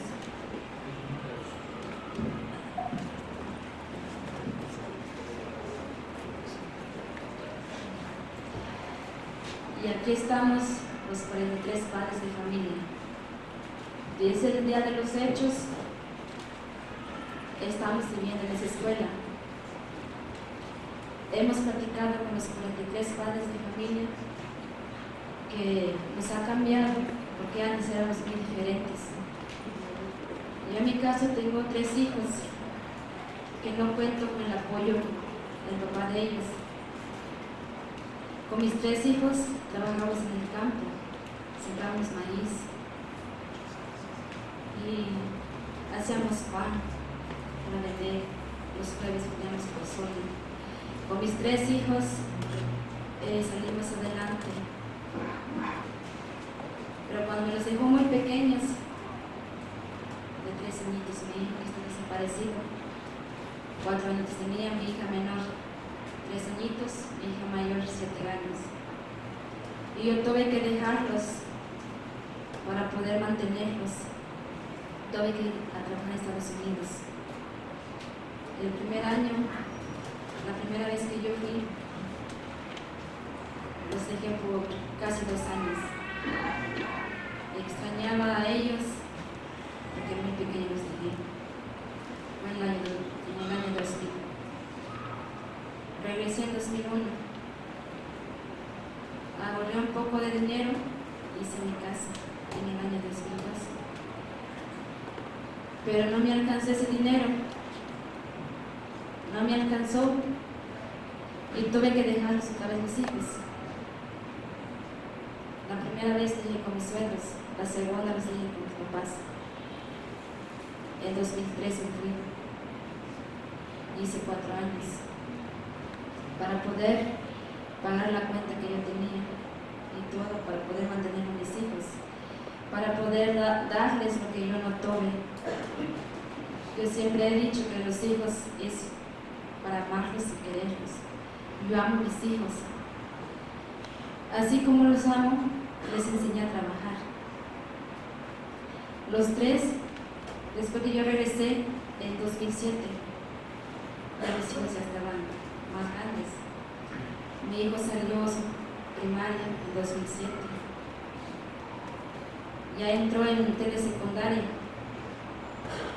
y así sembrábamos maíz y todo con mis 3 hijos. Nos levantábamos muy temprano, a las 6 íbamos al campo. Ya cuando hacía mucho sol, nos regresábamos, hacíamos la comida, comemos, volvimos y de nuevo como de las 5 regresábamos como a las 7. Y así lo eché con ellos, trabajamos. Mi hijo salió su telesecundaria y él decía que ya no estudiara, que trabajábamos en el campo, hacer pan y todo, hacíamos todo. Dijo mi hijo, no, dice, yo quiero ser alguien en la vida, dice, yo voy a ser maestro. Tú has trabajado mucho, nos has cuidado mucho, tú eres mi padre y eres mi madre. Entonces dice, tengo que estudiar, ser maestro, para cuando tú seas hijo te pueda cuidar.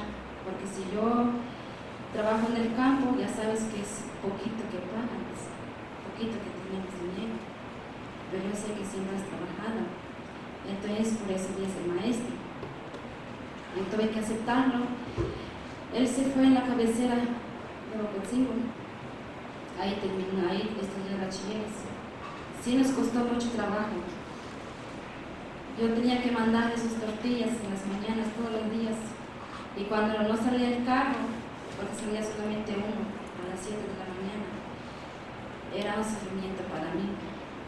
Porque pensaba, ¿qué va a comer mi hijo? No tenía bastante dinero. Pues ahí, cooperaciones de libros, todo eso. Entonces, un día me dice, mami, mándame más, dice, tortillas porque no me alcanza. Le digo, yo siempre le dije, papacito, pero yo te mando muchas tortillas. Dice, es que no me alcanza. Bueno, dice, él me abrazó y me dice, te voy a decir la verdad, mami, yo comparto las tortillas, dice, porque unos que vienen de Chucrivecita no tienen dinero. Entonces, con las tortillas, dice, yo agarro 3 tortillas y los demás les doy a mis compañeros. Entonces dice, no me alcanza. Le digo, no, papacito, pues eso, todo agarra unos 5, como que te llenes, y lo demás, pues, comparta. Él me decía que no. Le digo, no te preocupes, yo te mando más. Yo tenía una cuenta de 8, me levantaba como a las 4 de la mañana a hacer tortillas, y me mandaba. Entonces, cuando no salía el carro, a él lo invitaban a sus compañeros que les brindaba su comida, sus tortillas.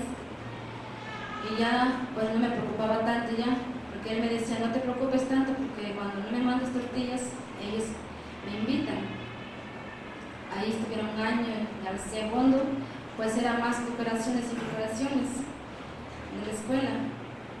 Entonces salía los viernes, me llamaba, mami, prepara tu harina, llegábamos a hacer pan. Y empezamos como a las 7, a las 11 terminamos a las 12 y a dormir. Yo me levantaba a 3 de la mañana o 4, empezaba a hornear. Ya mi hijo se levantaba a las 6 y empezaba a poner en canasta, y mi hija menor luego le decía, manita, vámonos a vender pan. Ellos se iban. Ya que yo terminaba, hacía su almuerzo. Ellos vienen regresando como a las 9. Y ya almorzamos juntos. Y así, pero también él, con sus compañeros de Bocotzingo, conseguían trabajo en el mes de noviembre a pesquear. Les daban 50 pesos por mediodía. y es muy contento. En los colados, él iba, él estudiando, trabajando. Y así pasamos los 2 años. Ya de tercero, pues ya en esta casa que vivía es una casa ganadera donde hacía reunión, entonces ahí no se pagaba la renta, solamente 100 pesos. Pero la escuela dijeron que ya iban a ocupar esa casa, que ya no podían vivir ahí y teníamos que rentar. Buscamos un cuarto, pero esos compañeros tenían muy buena onda, ellos buscaron una casa que es de una maestra que tenía que acompañar a su mamá, una abuelita ya grande. Entonces no pudieron dejar solo a mi hija. Ahí lo recomendaron, es que Benjamín dice, Benjamín muy buena onda, Benjamín esto. Y no, pues no queremos más chamacos. Después dijo la maestra, pues está bien que lo traigan, pero tiene que darle de comer a los marranos, las gallinas que tiene que barrer el patio. Si está de acuerdo, pues adelante. Y ya le dijeron a mi hijo, él aceptó con mucho gusto. Y esto voy a tercero. Pues esa maestra nos brindó su apoyo, no cobró renta, solamente tenía que hacer. Y ya su hermano tenía una tienda de tercero. Él, muy inteligente, hacía recargas, vendía todos tipos de celulares y todo, depende cómo venda, le daba 3%. Y ahí quedó bien, él muy contento, mi hijo. Entonces, pues como allá se acostumbra, si no dieron un servicio, no le dan el certificado nuevo. Entonces, él dio un servicio con los adultos allá en el pueblo. Y en septiembre, luego le dieron el certificado. Y él no quiso quedarse sin hacer nada. Mamá me dice, ya me dieron el certificado, ya me informé, voy al CONAFE. Voy al CONAFE porque no quiero estar aquí sin hacer nada. Él se fue en Semana Santa que regresó, muy contento, alegre, con sus compañeros de allá. A ellos se dieron cuenta que existe la escuela normal de Ayotzinapa. Él dice, llegó, mami dice, voy a seguir estudiando, dice, ya tengo mi ficha. Pero antes que entrara con la él me pidió, mami dice, vaya a trabajar en Estados Unidos, para que yo pueda estudiar, ya sabes que se necesita dinero y no tenemos. Cuando yo termine, tú te regreses, porque ya es muy difícil para pasar a Estados Unidos, pues no puedo. Le dije pues que en Atlistar estaban contratando para llevar a trabajar, pero si llevas tu pasaporte, rápido te sacan tu visa para que vayas contratado a trabajar. Y yo saqué mi pasaporte, fui a Atlistar y cuando yo llegué allí, dice, sí, llevamos el contrato, dice, pero son hombres que queremos, no mujeres. Y yo pues no podía ir a trabajar. Y por esa vez me sentí culpable de que mi hijo entró ahí. Si yo hubiera hecho caso, hubiera intentado en irme, puede ser estudiar a mi hijo en otra parte, pero uno nunca sabe lo que pueda pasar. Ahí pues en esa escuela, cuando ya tenía su ficha, él me dijo, ya mami, ya no vayas a trabajar, dice, quédate acá, porque en esa escuela son para pobres como nosotros, para gente campesina, gente indígena, dice. Allá dice, no se necesita dinero, ahí está ese internado. Y todavía le dije que no fuera, dice, no mami, yo voy a ser maestro, ya te dije. Bueno, pues tuve que aceptar, está bien, dice. Le dije, te apoyo. Él se fue el día 20 de julio, muy contento, pero antes que se fuera con cosas veladoras, mami, reza por mí. Y en esa escuela es muy difícil para entrar, hay una prueba de una semana. Muchos han intentado y no pueden quedarse 2 o 3 veces, pero yo quiero entrar la primera vez que me quedo. Y ya, pues lo hice y todo, y se fue. Regresó después de una semana, me alegro. Mami dice, me quedé, soy el número 40. Ahí, bien contento. Se volvió a ir. Pues es poco tiempo que estuvo allá. El día 15 todavía conviví con él, comimos juntos, porque tengo que entregar los papeles en Chilapa, con el CONAFE, y fue a llegar en Huacotzingo, yo ya estaba trabajando en Huacotzingo. Llegó, comimos juntos, platicamos, muy contento que ya había conocido otros compañeros en Puebla, que ha salido que es activista. Eso me dijo él. Dice, cuando salga, dice, Mayrane de bachilleres, lo vamos a mandar a Puebla. Allá están los dos muchachos, están en la escuela. Entonces le dijo mi hija, pues infórmate, dice, bien, para que yo pueda entrar. Dijo que sí. Y ya él se fue el día 16 a las 5 de la mañana. De ese día ya no tuve comunicación con él, porque siempre él me dijo, nosotros estamos muy ocupados esta semana, no nos llames. Yo te puedo mandar un mensaje cuando no tenga nada que hacer, y yo respeté su decisión. Pues de ese día ya no tuve comunicación, me vine enterando el día 29 de septiembre. En la escuela, mi hija menor le dijeron, desde el día 29 de septiembre estoy viviendo en esa escuela, no he ido a mi casa. He estado con los demás padres que son de diferentes regiones que vienen de lejos, y de cerca pues sí van a sus casas, pero de lejos no. Allí estamos y no vamos a ir hasta que encontremos a nuestros hijos.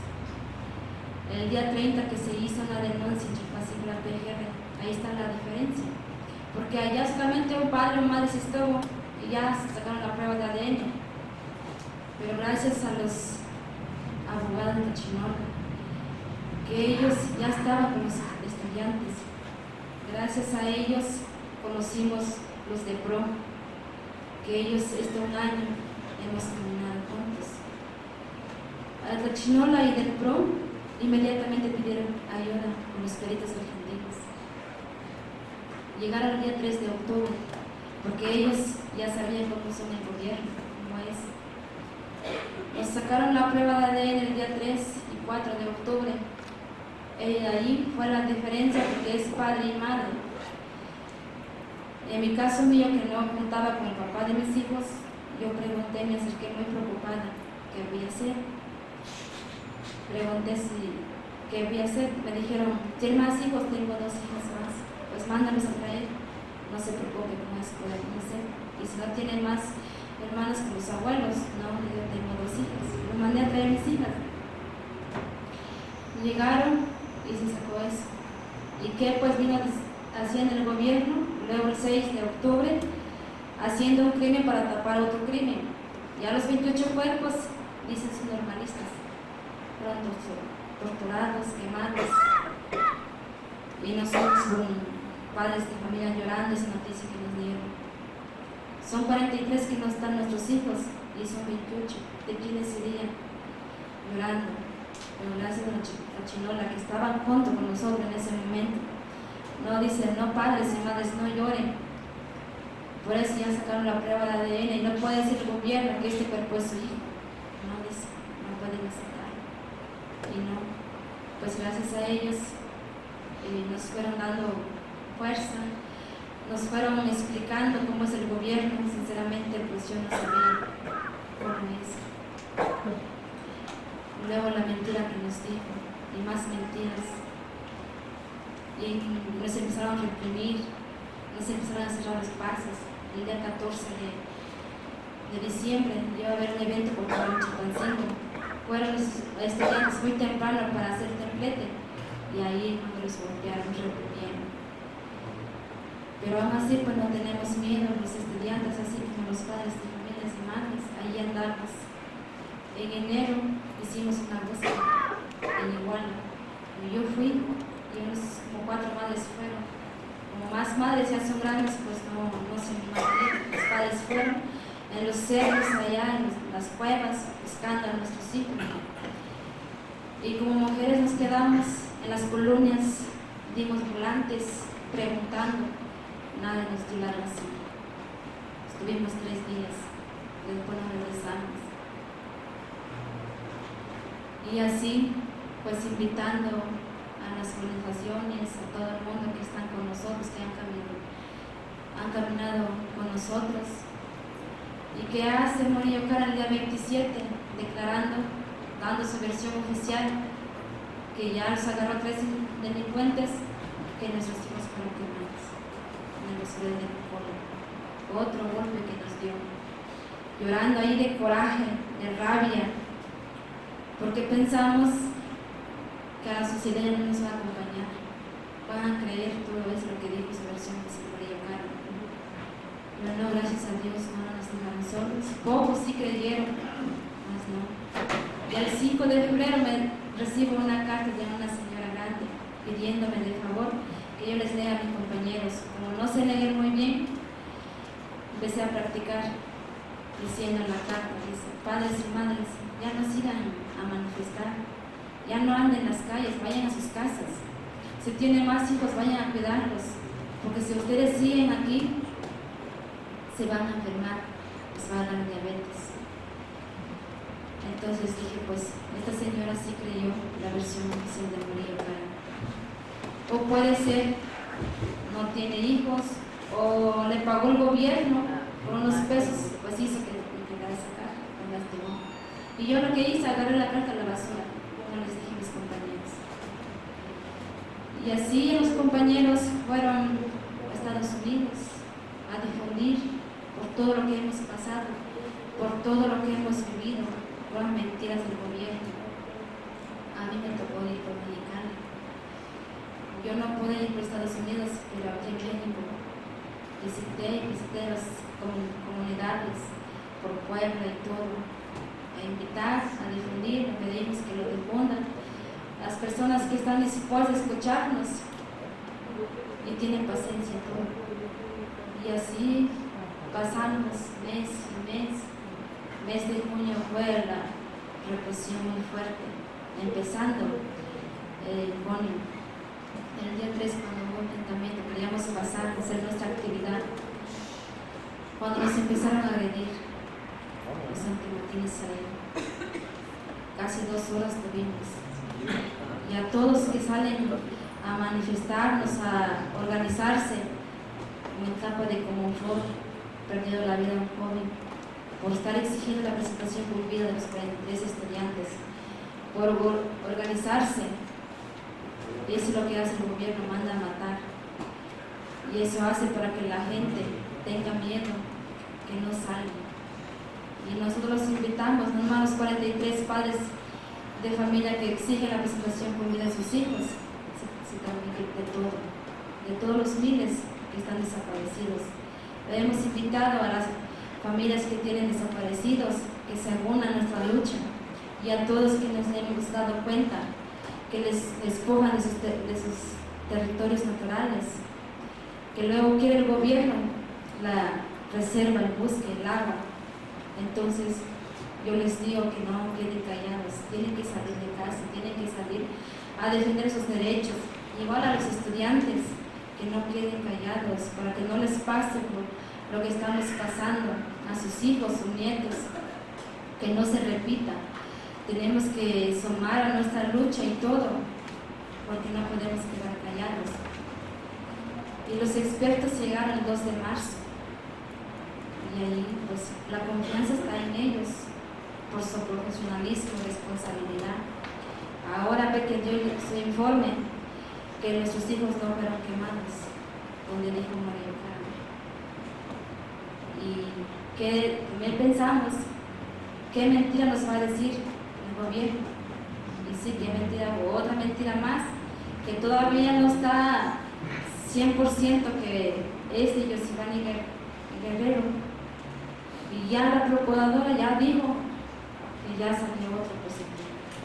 Entonces, para nosotros es un golpe muy fuerte. Nos preguntamos con compañeras, y ahora eso ya nos dijo otra mentira. Después, ¿qué sigue? ¿Qué nos van a decir? Ahí muy tristes, llorando. Pero no nos rendimos. Ahora pues hemos demostrado que hicimos el ayuno de 43 por 43 horas y salimos más fuertes. Hemos demostrado que somos capaces de dar la vida por nuestros hijos. Podemos ir una semana o un mes, sabemos que lo vamos a hacer. Y nos reunimos con Peña Nieto.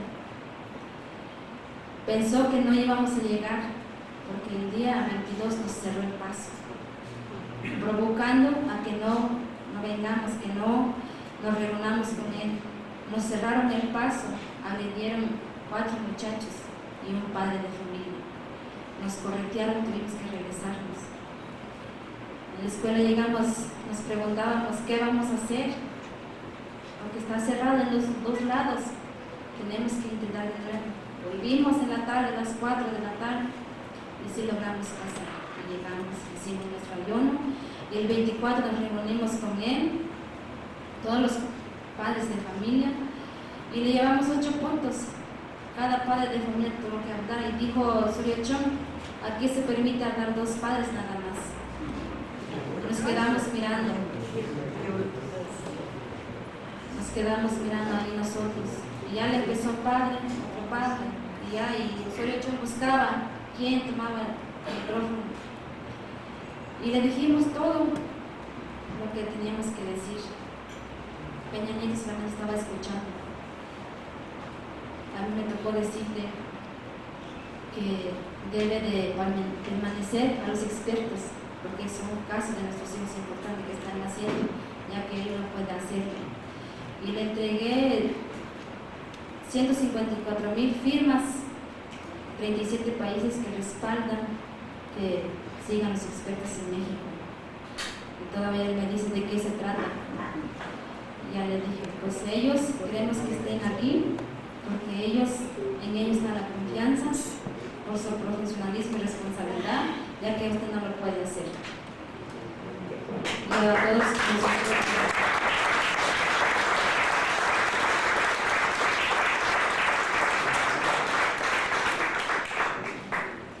Y a todos que nos escuchan, todos los padres de familia, ya se le digo que usted no comprende, porque usted no ha perdido ningún hijo. Usted no sabe el dolor que todos estamos pasando, 1 año ya con estos mis compañeros, 42 padres de familia. Y ya él sale, no nos contestó ninguna pregunta, ni una respuesta nos dio los 8 puntos. Viene saliendo con su política hablando, y que dice que está en manos de la procuradora y Suriochón. Y nos levantamos con los subimos de ella. Eso es lo que pasó. Pero sí, nosotros vamos a seguir continuando, no vamos a descansar, no estamos cansados, estamos muy desesperados. Hemos derramado lágrimas porque extrañamos a nuestros hijos. No podemos abrazar, no podemos escuchar su voz. En el caso mío, mi hijo lo recuerdo y me pongo a llorar porque siempre le gusta las canciones de Michael Jackson. Él se ponía a bailar y todo. Y yo recuerdo viendo bailando, sí, he llorado mucho. Extraño, no porque haya aceptado que mi hijo está muerto. Sabemos que nuestros hijos están vivos porque sentimos como padres y madres de familia. Pues muchas gracias por escucharme y tener la paciencia. Muchas gracias.